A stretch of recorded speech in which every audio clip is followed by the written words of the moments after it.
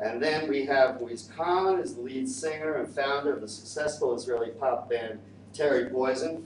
And she was introduced to me by an old friend in New York who's a publicist, and that's how we met. She co-writes the songs that Terry Poison performs with Bruno Griff, or Grief? Right. Right. Not grief. Not Grief. It's not a sad type. And that's good. So he doesn't give you grief, he says right. And they're a talented guy. I met him here as well. They have a loyal following in Europe as well as Israel, and now they're going to the US to become stars. That's the plan. So what was it like to grow up in Norway a little bit, and how did you first get into music? I obviously been loving music. I had bands after bands after bands, from punk bands to, most of the time I tried to make bands with other girls. I don't know why, girls just want to have more fun. And finally, after many bands, and after moving to Tel Aviv, I was studying in the art academy in Betzalel, and I started Terry Poison with another girl in my class. Because we just thought it was a good idea to get more attention from boys, which actually worked very well. And then this mixture, obviously this girl had to leave because she wasn't good enough.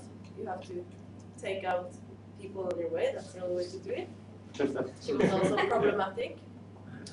And one after the other girl came in, and I met in the very beginning, after I was producing the music myself with a keyboard and some other small music instruments. I met Bruno, who's the producer, Right. And from there on we just we were doing something. If this was 2004, we were doing something that was very necessary in Tel Aviv, because we had a very big club scene in Tel Aviv.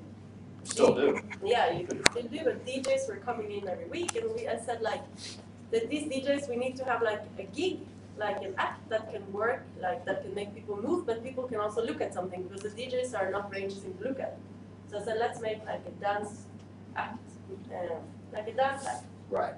And where is the Poison? The Poison is all over in all the members in the band. In my time, we called the group Milk and Honey, the Pure Souls, Poison. Yes, but the times have changed, my good man. Yeah. Well, I realize now. you're getting. Can we see something? Yes. So, but anyways, what I wanted to, what's interesting with Terry Poison is that we started becoming really big in Europe, and then they snapped up on us in Israel. And the last year we have had 3 hits on the radio, which I also thought I would get a fat check in my bank account as the writer of this music from Galgalatz, but that was when we decided to pack our bags and leave. So now we're leaving for the United States, because it's a joke in this country. You make it really high, we warmed up for the Passion this year, and my style of music is not. Galgalatz it was quite actually it was quite surprising to get our music into the national radio stations here, because most music have to be written solely in Hebrew to get into the stations here. Yeah. And we were like, we don't want to make only music for one little country with 7 million people, 1 million Arabs, which is fine to make music for everybody, that's not my point, but there's not enough people. So we were from the beginning saying we want to be a part of the world of the global music market, period.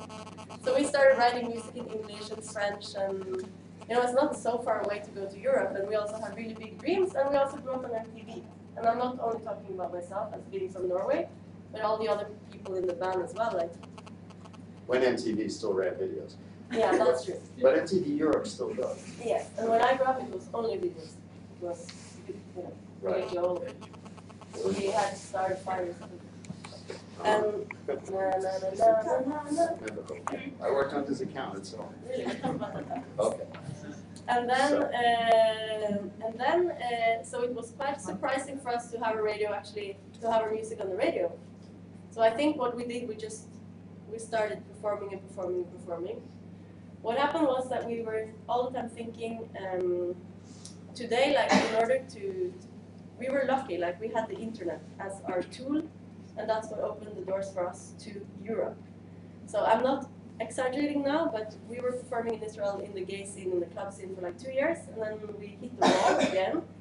because there's no way our music is going to get to the national radios. So I opened MySpace, a MySpace account, and we just like thought like, okay, let's say that we want to be like look like the pop stars and all the things that we see on TV. So we set up a photo shooting. You know, we put in all the creative people we know in Tel Aviv, like stylists, graphic designers, you know, all the creative people we have around us, to make this package, which is the Terry Poison package. We made a very cool internet site, which we are still using, even if it's 4 years. Which looks like. I'm going to turn down the lights so you Yeah. can see it better. Which looks like this. I mean, it's obviously been upgraded, but we kind of, from the beginning, we said like, if we want to reach Europe or America, and now we have the chance because the internet is doesn't have any borders, we have to really invest a lot of time in making this look and sound as good as possible. So we said like we do all our photo shoots ourselves, and we came up with like a logo, and we came up with a concept where we're like 4 girls and a boy, and everybody have their own story, and so we had the website, and we had obviously like some very well produced music. And then I opened up MySpace, which was really popular like some years ago. Now it's starting to be not so popular anymore.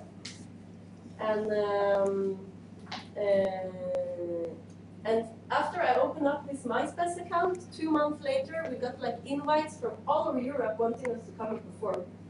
And I was like so shocked. Wow. Yeah, but I'm serious, because it's spread like that. We were like, we looked so good and we sounded. I mean, we had prepared the thing so well. Right. So when people caught up to it, they thought, wow, this is really something proper. It's not like something starting, because we already had invested a lot of time in the branding of it, basically. So that's what you mean by brand. Yes. What year was it? This started in 2006-07, and we started about in 2004. So at that point, we already had a show. And then from then on, How did they find you? MySpace. You're a producer that you just look inside. No, it spreads like this. If you have a catchy song or something, and then you also, it's not enough even to have the song. You need to have a song. You need to have a link immediately from the song to something proper that people can, they can really. This website is so accessible that really easy. Like you can see here all these shows we had. We've been like for the past.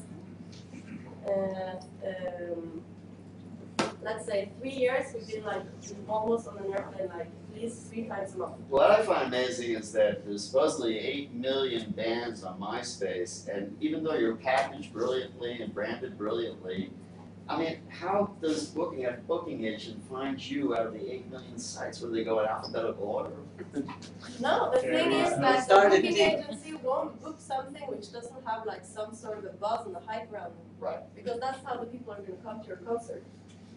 And somehow for us, because we came up with this concept and we had the music and we set really high ambitions for ourselves.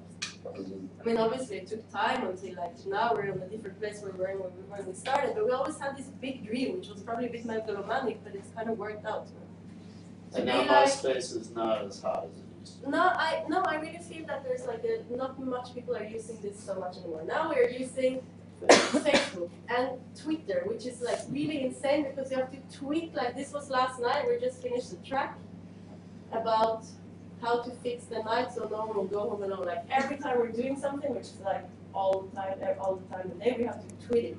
Mm-hmm. And this is, I know in Israel this is not so, I mean this we use basically for our fan base abroad. I'm not sure how many people we have on Twitter that are from Israel actually, but we really have to be active.